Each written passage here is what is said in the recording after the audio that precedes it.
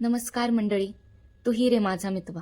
या मालिकेच्या पुढील भागात आपण आज पाहणार आहोत की अर्णव ताईचा शोध घेत तिच्यापर्यंत पोचतो आणि तिला म्हणतो, ताई ताई प्लीज, तुला मी नकोय ना? फाईन, पण बाळाला आणि तुला त्रास होऊन देऊ नकोस. हे घे ताई, ही आपल्या अंधेरी फ्लॅटची चावी आहे. आजच्या आज मी हा फ्लॅट तुझ्या नावावर करतोय.